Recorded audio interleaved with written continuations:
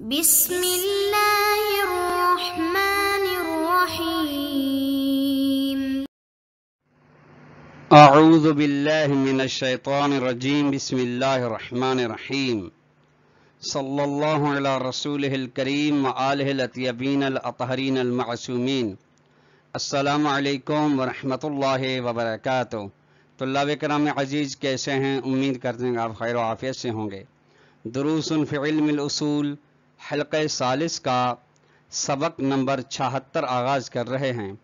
اس میں عنوان قرار دیا گیا کتاب کی عبارت والنوع الآخر السیرۃ بالحاظ مرحلۃ ظاہر سے لے کر وعلی ھذا فبناء العقلاء تک۔ طلاب عزیز، آج کا درس کلی لحاظ سے گزشتہ سے پیوست درس ہے۔ ہماری بحث چل رہی تھی تقریر معصوم کے ذیل میں سیرت کے بارے میں۔ سیرت کے پھر دو مرحلے ہو گئے کہ ایک سیرت بالحاظ واقع جس کی تبیین گزشتہ درس میں ہو گئی، یعنی جس کا تعلق حکم واقعی کے ساتھ ہے، اور دوسری قسم اس کی جو ہے آج کے درس کا پہلا نقطہ ہے، وہ ہے سیرت کے مرحلے ظاہر کی وضاحت، یعنی وہ سیرت جس کا تعلق احکام ظاہریہ کے ساتھ ہے، اس کی وضاحت کی جائے گی۔ نمبر 2، سیرت کے مرحلے ظاہر پر اشکالات کی وضاحت کی جائے گی کہ کون سے اشکالات اس پر آتے ہیں۔ آئیے عبارت کو ملاحظہ فرمائیں۔ فرماتے ہیں والنوع الآخر، سیرت کے دونوں قسموں کے درمیان فرمایا گیا کہ تمیز پہ دینا، جدائی ڈالنا دو طریقوں سے ممکن ہے، بہتر ہے، سزاوار ہے۔ پہلا تھا مرحلے واقع کے ذریعے سے، دوسرا ہے النوع الآخر السیرۃ بلحاظ مرحلۃ ظاہر، کہ سیرت جس کا تعلق ہے احکام ظاہریہ کے مرحلے کے ساتھ، والاکتفاء بالظن، احکام ظاہریہ یہاں یعنی جہاں پہ احکام واقعیہ کے بارے میں علم نہیں ہوتا، وہاں پہ احکام ظاہریہ کو جعل کیا جاتا ہے، جس کی تفصیلاً بحث احکام واقعیہ اور ظاہریہ کی ابتدائی کتاب میں بیان ہو گئی ہے۔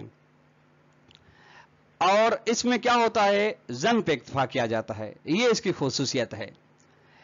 یعنی اگر کسی چیز کے بارے میں قطع و یقین نہیں ہے تو وہاں پہ ظن بھی چل جاتا ہے، چونکہ ظن اصل اولی کی بنا پہ شارع کی جانب سے اس کو کسی بھی قسم کی تائید نہیں ہے، لیکن اصل ثانوی کی بنا پہ ظن کو اعتبار علمی حاصل ہے۔ فرماتے ونقصد بذالک السیرۃ وبذالک السیرۃ علی تصرف معین فی حالت شک فی امر واقعی اکتفاء بظن۔ مثلا ہماری مراد اس سیرت سے، یعنی مرحلے ظاہر والی سیرت سے ہماری مراد یہ ہے کہ سیرت قائم ہے کہ معین تصرف ہے اس حالت میں جہاں پہ شخص کو کسی بھی چیز کے حکم واقعی کے بارے میں شک ہو رہا ہے کہ اس کے بارے میں حکم واقعی ہے یا نہیں، تو وہاں پہ ظن پہ اکتفا کیا جاتا ہے۔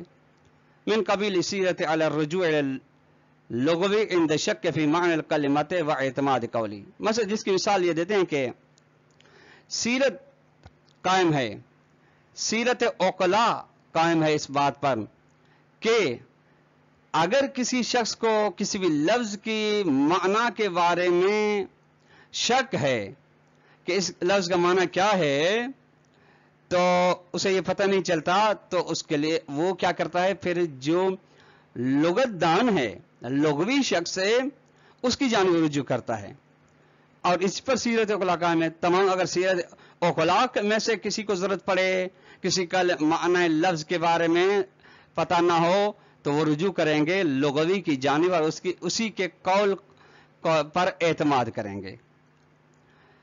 یہ کیا ہے؟ آپ دیکھیے، لغوی کا قول شک لاتا ہے، یعنی اس میں احتمال خلاف پایا جاتا ہے۔ وَإِن لَّمْ يُفَدْ سِوَى الظَّنِّ أَوِ السِّيرَةِ، اگرچہ یہ اعتماد اگرچہ قول لغوی فائدہ نہیں دیتا سوائے ظن کے، پھر بھی اس کے قول پر اعتماد کیا جاتا ہے. اب سیرت علی رجوع کل معمور، دوسری مثال فی التعرف علی امر مولا الى خبر ثقۃ وغیر ذلك من البناءات العقلائیہ علی الاکتفاء بظن. یہ سیرت قائم ہے اس بات پر کہ ہر قسم کا معمور یعنی جس کو حکم دیا گیا ہے کسی بھی کام کا، وہ رجوع کر سکتا ہے امر مولا کے بارے میں پوچھ سکے. ٹھیک ہے، رجوع کر سکتا ہے لا خبر ثقۃ ہے، خبر ثقہ کی جانب. خبر ثقہ یعنی ذمہ ہے، شخص قابل اعتماد ہے، وہ بھی ذمہ ہے. وغیر ذالک، اس کے علاوہ دوسری جو بناءات عقلاء ہیں، بناء عقلاء جو اس پر کام ہے کہ وہ ظن کو کافی سمجھتے ہیں. والاحتمال فی موارد شک فی الواقع، اور احتمال پر بھی اکتفا کرتے ہیں جہاں پہ حکم واقعی کے بارے میں شک ہوا تو وہاں پہ احتمال الظن چل جاتا ہے، کوئی مسئلہ نہیں ہے. اب دونوں مراحل احکام ظاہری اور احکام واقعی کی تھوڑی سی تفصیل. اما النوع الاول، سیرت کا جو پہلا مرحلہ تھا یعنی مرحلہ حکم واقعی احکام واقعی کے لحاظ سے، فیستدل به علی احکام شرعیت واقعیت، اس کے ذریعے سے استدلال کیا جاتا ہے احکام واقعی شرعی پر، یعنی ان کو ثابت کرنے کے لیے اس کے ذریعے سے استدلال کیا جاتا ہے. مثال احکام واقعی کے دیتے ہیں کا حکم شارع بے وحت تصرف، اس کے یہ کل والے درس میں کے آخر میں بھی یہ مثال بیان ہو گئی.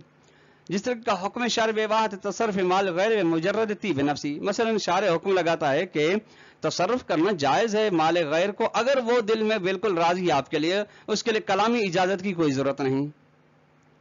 شارع کہتا ہے بالکل صحیح ہے.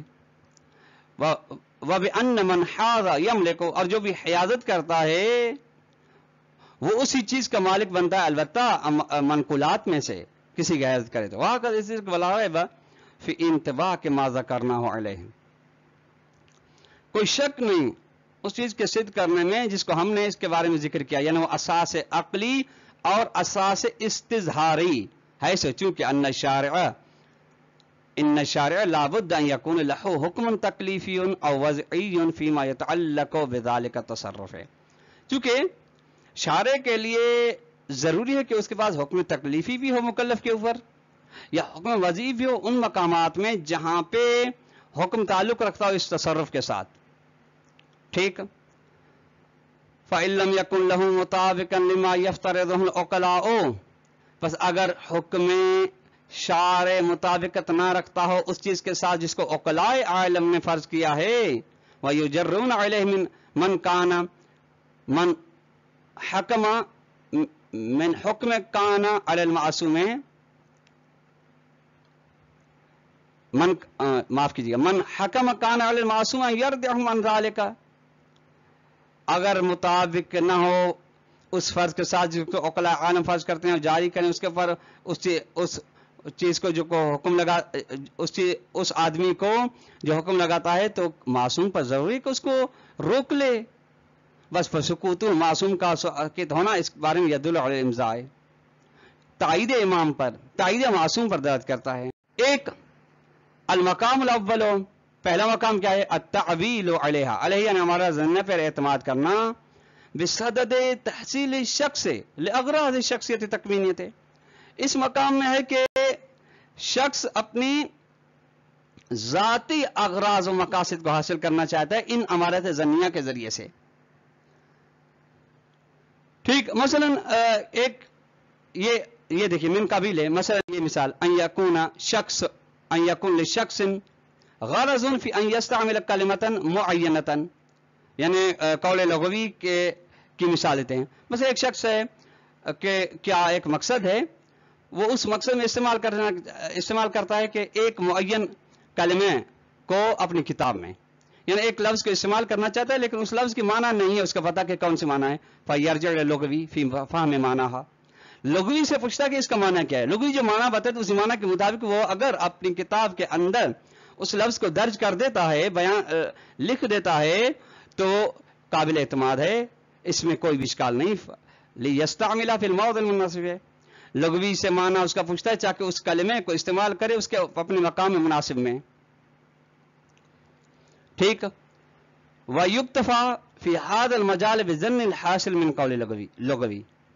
یہاں پر پھر اس مقام میں اکتفا کیا جاتا ہے اس ظن پر جو قول لغوی سے حاصل ہوا، یعنی اس نے جو معنی بتایا اس کے بارے میں ظن ہے، یقین تو نہیں ہو سکتا ہے کہ یہ غلط معنی بتا رہا ہے. احتمال خلاف والی چیز کو ہی ظن کہا جاتا ہے.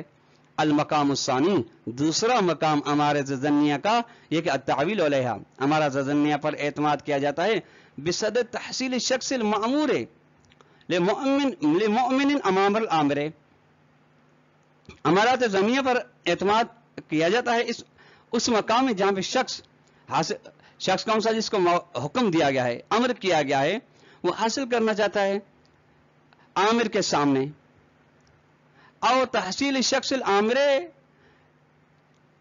لمنجز لتکلیف علی مامورہ، یا جو شخص حکم دے رہا ہے وہ حاصل کرنا چاہتا ہے کہ تکلیف کو منجز کرے، بالفعل کرے، بالفعل والے مرحلے تک پہنچا اس شخص کے اوپر جس کو حکم دیا گیا، یعنی مامور. مثلا من قبل ان یقول عامرو، امر کرنے والا یہ کہ اکرم العالم، عالم کا احترام کریں. ولا يدري المأمور، جس کو حکم دیا گیا وہ نہیں جانتا کہ ان کلمۃ العالم هل تشمل من كان لدى علم وزال علمه او لا، کہ یہ لفظ عالم جو مولا نے عامر نے فرمایا ہے، مامور کو شک ہو رہا ہے کہ آیا عالم اس کو بھی کہا جاتا ہے جس کے پاس علم تھا اور ختم ہو گیا، یعنی من قضا عنہ العلم، یا اس کے بعد جو اس کو شامل ہے وہ مولا کے عالم سے مراد ہے جس کے پاس بالفعل علم ہے، یہ پتہ اس کو نہیں چل رہا. تو فیرجع، تو لغوی سے وہ پوچھتا ہے اے لغتدان آپ بتائیں کہ عالم آپ کس کو کہتے ہیں؟ اس کو کہتے ہیں جس کے پاس بالفعل علم ہو یا من قضان ہو علم کو بھی شامل ہے. تو فیرجع، یہ مامور رجوع کرتا ہے قول لغوی، قول لغوی کی جانب، لغوی سے پوچھتا ہے کیوں؟ لتکون شہادتہ بشمول منجزتن، تاکہ اس کے لغوی کی گواہی شمول یعنی من قضا عنہ العلم کو بھی شامل ہے، یہ منجز بن سکے. وحجت مولا، اور حجت بن سکے مولا کے بارے میں، مولا کے جانب سے علی المکلف، مکلف کے اوپر، یعنی مولا احتجاج بیان کر سکے مکلف کو کہ کیوں نہیں آپ نے اس کا احترام کیا جس یہ من قضا عنہ العلم ہے. وشہادتہ بعدم شمول معذرتن، اور تاکہ لغوی کی گواہی اس بات کی کہ من قضا عنہ العلم کو عالم شامل نہیں ہے، یہ معذرتن، معاف کیجیے، معذر بن سکے، یعنی حجت للمعمور، معمور کے حق میں حجت بن سکے المولا، مولا کے خلاف، یعنی مولا کو کہہ سکے کہ چونکہ میں جانتا تھا کہ میں نے لغوی سے پوچھا، لغوی نے بتایا کہ من قضا عنہ العلم کو شامل نہیں، اس لیے میں نے اس کا احترام نہیں کیا. آپ کیوں میری اس بارے میں میری آپ پکڑ کر رہے ہیں اور آپ مجھے سزا دے رہے ہیں کہ آپ نے احترام کیوں نہیں کیا اس آدمی کا جو من قضا عنہ العلم ہے؟ میں نے من قضا عنہ العلم کا اس لیے احترام نہیں کیا چونکہ لغوی نے بتایا کہ من قضا عنہ العلم کو العالم شامل نہیں ہے. تو اللہ کرام عزیز، آج کا درس اپنے اختتام کو پہنچا. السلام علیکم ورحمۃ اللہ وبرکاتہ.